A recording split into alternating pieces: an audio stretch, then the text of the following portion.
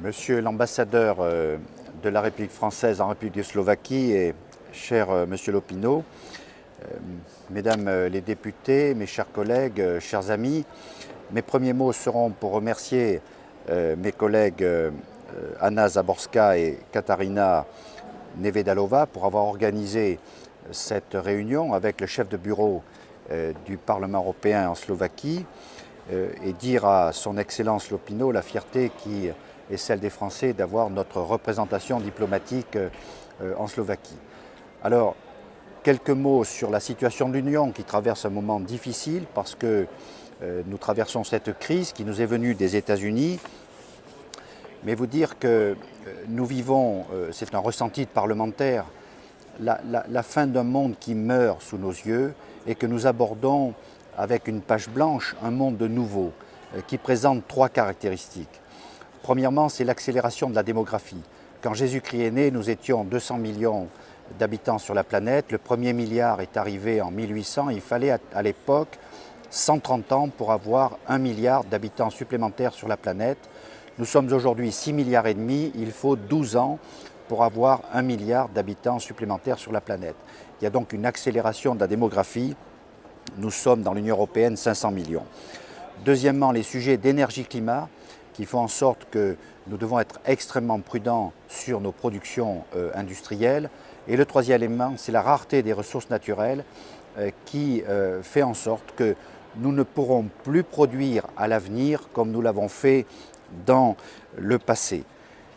Dans ce contexte, les États de l'Union européenne doivent s'interroger sur la grandeur de l'Union européenne dans le monde et nous considérons, notamment nous Français, que la grandeur des États doit s'appuyer sur l'influence de l'Europe.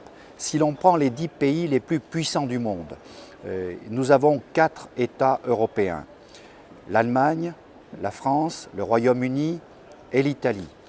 Dans les années qui viennent, tous les 10 ans, il y a un État qui sort de cette liste. En 2050, il n'y a aucun État européen dans les 10 États les plus puissants du monde. Comment faisons-nous, nous les Européens? Nous devons nous organiser.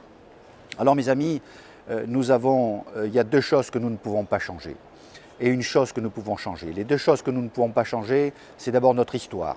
Notre histoire est pleine de souffrances, mais également de réussites et nous devons tirer les leçons de cette histoire en étant unis dans nos diversités. La deuxième chose que nous ne pouvons pas changer, c'est la géographie.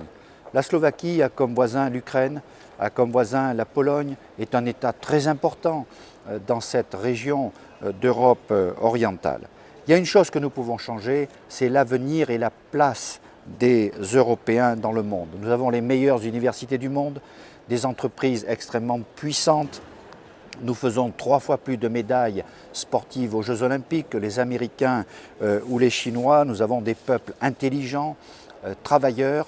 Alors, tâchons pour notre jeunesse, vous qui allez construire ce monde, d'utiliser cet instrument qu'est l'Union européenne pour, dans la paix et avec la démocratie, assurer la place des peuples européens et les valeurs sur lesquelles nous sommes mis d'accord, tous les groupes politiques, ces valeurs d'économie sociale de marché, ces valeurs de solidarité, de justice, de tolérance, d'égalité des genres, bref, toutes ces valeurs que nous voulons promouvoir. Nous ne voulons pas vivre comme les Américains, nous ne voulons pas vivre comme les Chinois et nous devons, nous les Européens, préparer ce monde nouveau et notamment vous la jeunesse. Alors merci chère Katarina, chère Anna, merci Excellence d'avoir permis ce dialogue avec la jeunesse, avec le bureau du Parlement européen et vous dire la joie qui a été la mienne de pouvoir à travers ce message m'exprimer devant vous. Merci.